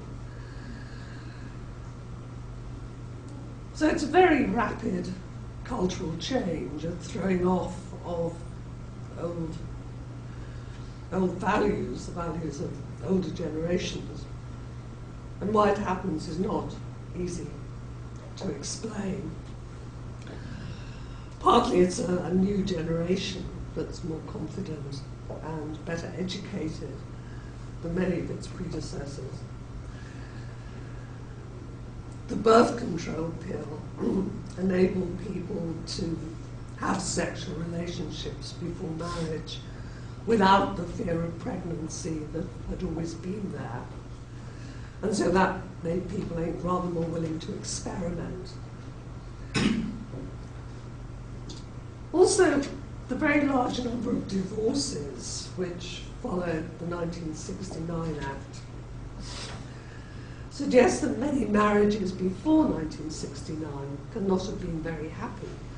The suddenness with which they broke down afterwards suggests that they can't have been in good shape. So maybe many of the young people who were becoming mature from the late 60s and 70s had grown up in unhappy homes and were very cautious about rushing into marriage and replicating that. So perhaps wanted to experiment and make sure they really could get along with somebody before they married. That may have made a change, but as I say, we don't really know. And the changes happened despite the efforts of the government to stop it. Between 1979 and 1997, there were conservative governments who had very orthodox views about marriage. Certainly, the governments led by Margaret Thatcher in the 1980s were constantly talking about the importance of encouraging marriage. Yet, the movement away from marriage had never moved faster. Quite the opposite happened. So there was really nothing that the government could do to, it certainly wasn't doing anything to encourage it, it was trying to stop it, but it wasn't able to stop it. So it's very interesting and really quite major cultural shift. So I would say by the end of the 1980s, 1/3 of all babies were born to unmarried parents, which was higher than had ever been known, and was certainly not something the government was keen to encourage. The other thing that must have made a difference was that women were more independent. Changes like the Equal Pay Act in 1970, the Sex Discrimination Act in 1975, which I discussed last week, increased women's opportunities. They had more opportunities for higher education, better jobs. And so probably wanting more control of their own lives, so less willing to get married young and be tied down by children.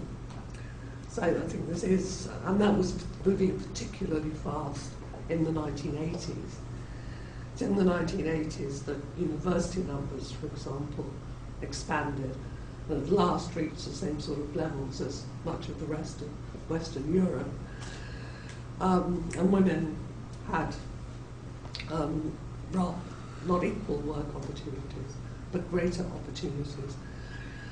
I think they're also being encouraged by their parents much more by the 1980s to think about careers, whereas women had been held back before by the assumption that they would marry and have children, so it didn't matter if they did well at school or went to university. I think attitudes are shifting by the 1980s. Partly because parents are aware of the growth of divorce and that their daughters may not be able to rely on a man for the rest of their lives. They may have to be self-supporting. And so it's important that they get a good education and a good job.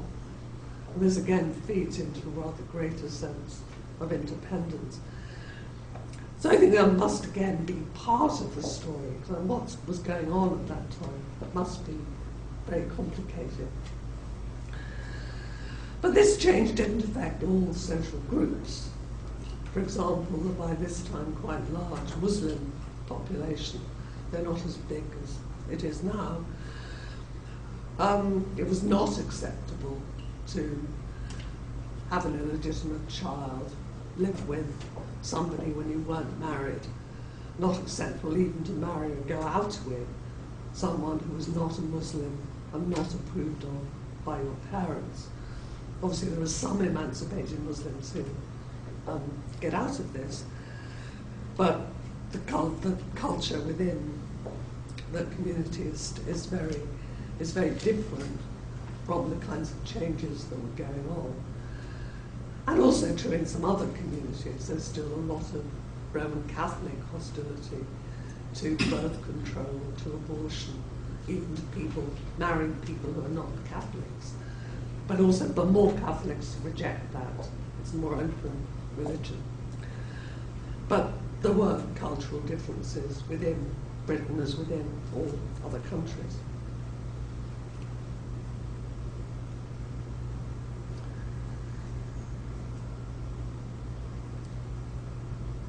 And staying with women for a moment, although it was true that they could get better jobs and could support children, they were still tended to be poorer than men, especially after divorce.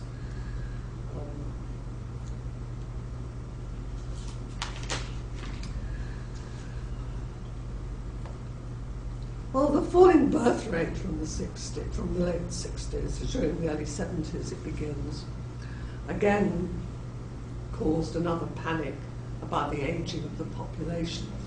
As I said, everyone had forgotten about the previous panic by this point and didn't learn any lessons from it. For example, about how older people could contribute to the economy. That's all been completely forgotten.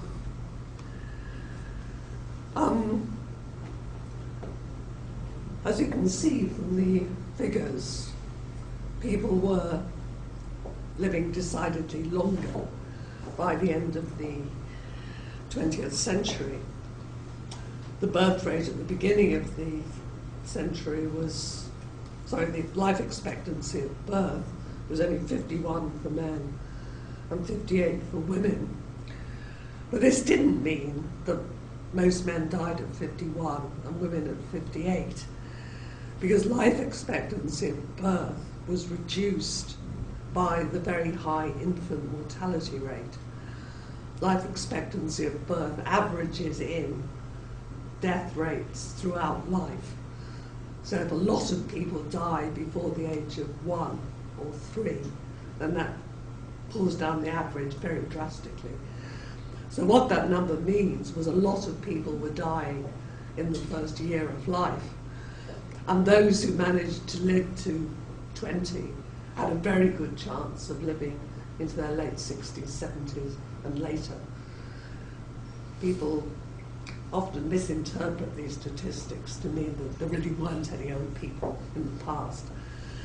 But it's just a simple misunderstanding of statistics. And the growth that you can see then in life expectancy is partly due to falling infant mortality and falling death rates in early life, but is also genuinely due to more people living longer.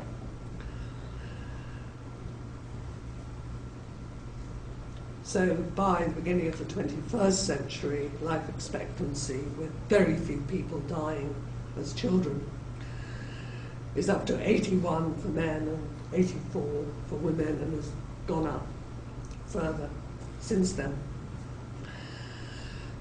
And around 20% of the whole population are now aged over 65.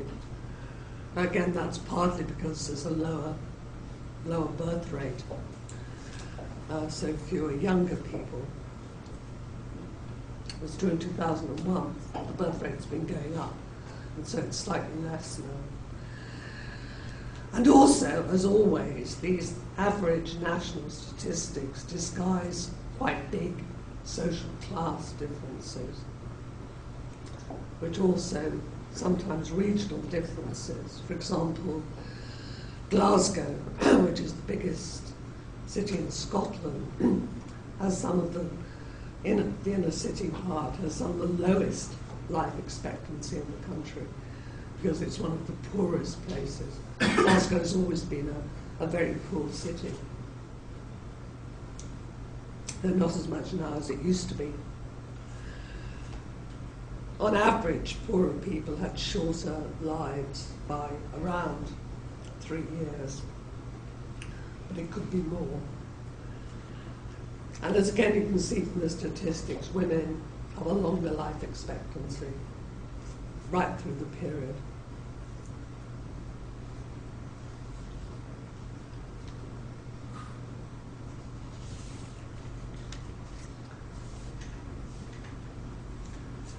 As I said, there's a return of panic about aging, because it was assumed that the birth rate, it was assumed as it was assumed in the 1930s, that having dropped, the birth rate would go on being very low. And again, there were dramatic projections ahead to 2050 about how this continuing low birth rate, while more people were living ever longer, would cause a serious imbalance in the population. And there are similar concerns throughout Europe and in other countries, including Japan. Slightly less in the United States because their birth rate is somewhat higher, because a higher immigrant population mainly. Though they're actually beginning to age quite fast now.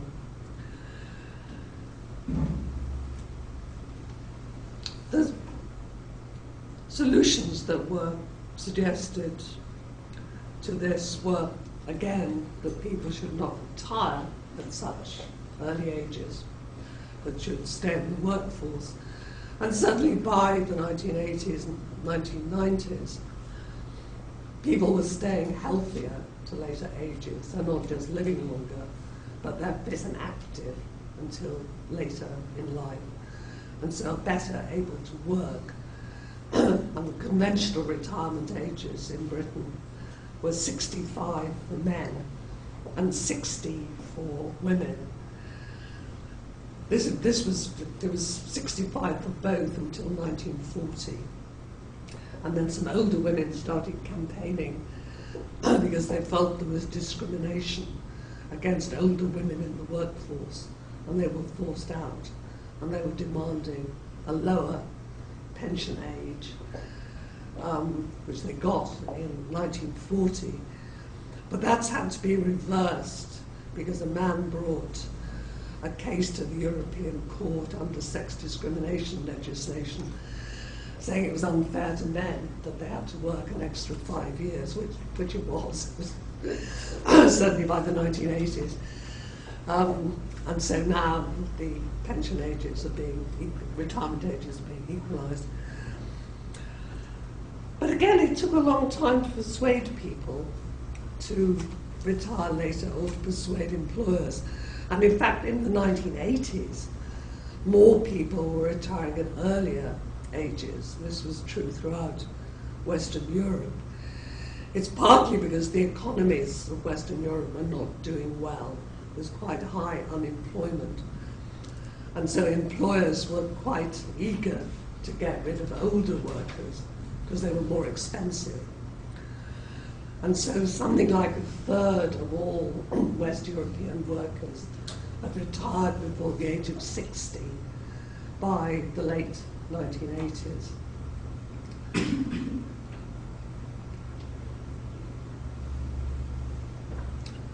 But through the 1990s and early 2000s, this has been reversing. More people have been staying on at work.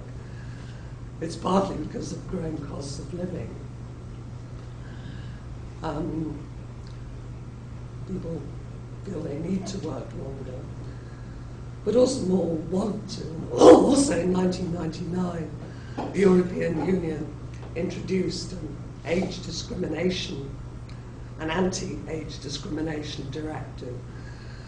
And employers are not supposed to get rid of workers just because they've reached a certain age. They're supposed to be employed if they're capable of doing the work. The UK government, as usual, didn't completely implement what the European Union wanted, and did keep a retirement age of 65. Beyond 65, workers can ask their employer to stay on, but the employer can say no and not give any reasons. But it is being proposed to get rid of So people are tending to, more people are working past retirement age, and rather more use is being made of older workers. But it does carry with it a danger that we get back to the historic situation where the poorest workers carry on working till they drop, because pensions are not very good in Britain, whereas the rich can afford to retire and enjoy themselves. But that's been one response to an aging population. And of course it's an issue throughout Europe, and there were major strikes in France a few weeks ago because the government wants to raise the minimum retirement age, which in France is 62, though to get a full pension you have to stay on until at least 65. But it did cause a great deal of unrest in France. But then in 2001 the birth rate started to go up again, which was quite unexpected, and I don't think people quite noticed for a while. It was rather like the Second World War. They didn't quite believe it. But it's continued. Its birth rate it was somewhat flatter last year, but it's continuing to rise. And the main reasons seem to be, on the one hand, more immigrants having children. They tend to be younger than the rest of the population. But also, and interestingly, these women who are marrying or entering a stable partnership later, having their first child in their late 30s or early 40s, but still having 2 or 3 children, which is a quite new phenomenon. And it's certainly very visible in the part of London where I live. And it's the professional middle classes more than any who are doing this. But and I haven't seen a real study of how extensive it is, but it's, according to the Office of National Statistics, those are the 2 changes that are happening. And it's the older mothers still having quite large families, and these are usually women who are already established in a career, rather not children, 2 or 3 children, which is the interesting and rather surprising phenomenon.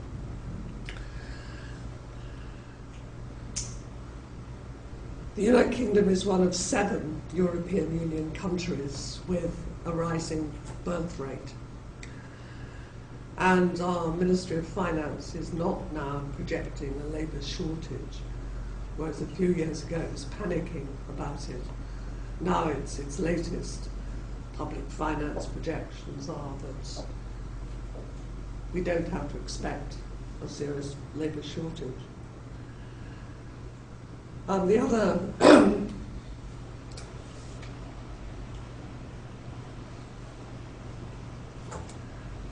The other countries where the birth rate's going up, they include some very small ones like Cyprus and Luxembourg, but also France, where it's not rising as fast as in Britain, but it's rising, Belgium, Sweden and Ireland.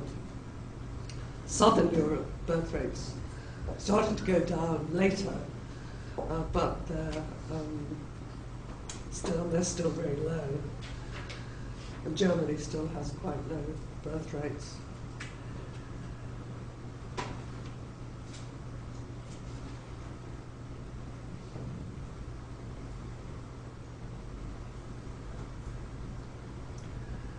The Treasury also points out the numbers of dependent older people, that is those who can't work or are not fit to work and need to be looked after, is actually lower in the United Kingdom than in the United States, Australia, France, Germany, Italy or Japan, which are the countries where the numbers of dependent older people seems to be the greatest. So there's less concern now about what's happening in Britain, although many people are living to be older. The population is coming more into balance.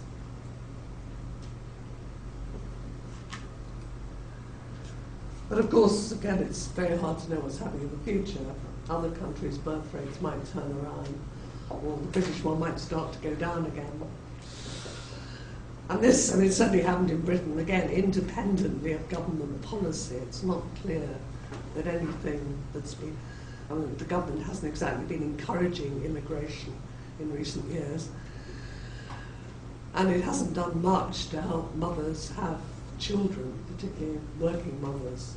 And now a very high proportion of mothers of young children are in full-time employment. Childcare is still not very good.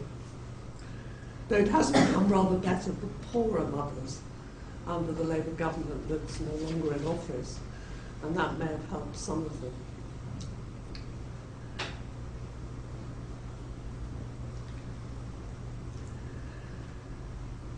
But apart from the birth rates, I've said the other important contributor to the British labour market is continued immigration.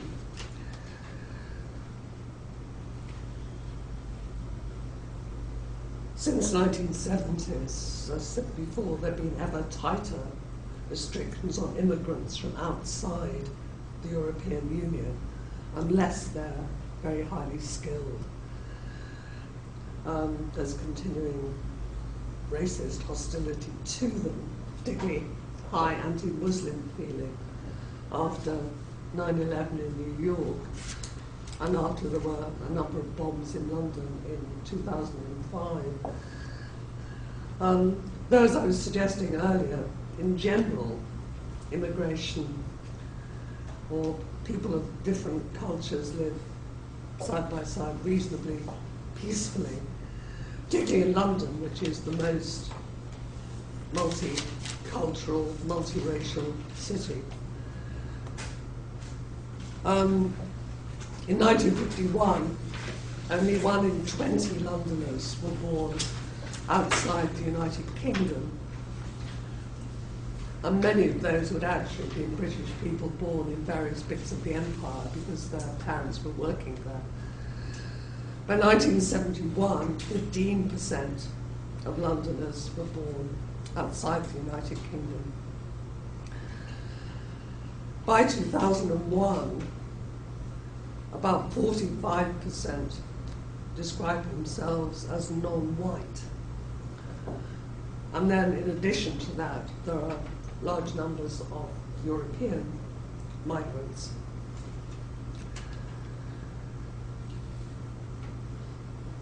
And over 300 languages are spoken in London. London is unusual, but all the cities are really now racially very mixed.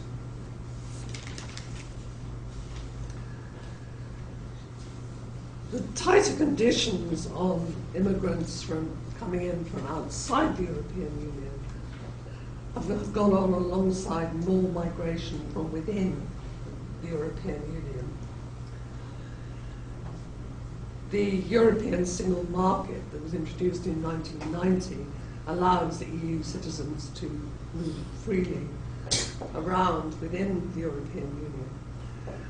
And in fact, for quite a lot of highly skilled people migrating, or certainly moving for some time to work in Britain, a lot of French people working in the finance sector in the City of London, for example.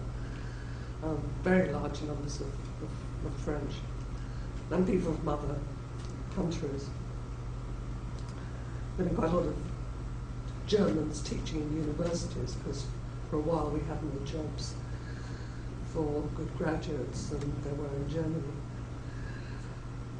But then the expansion of the European Union to include more East European countries meant that quite a lot of poorer East European immigrants came to work in Britain from Poland, Ukraine, and other countries.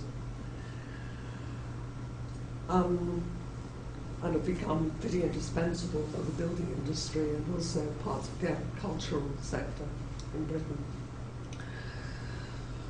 Also, over the last couple of decades, there have been increasing numbers of refugees from wars, famines, various kinds of crisis, in Africa and the Middle East particularly.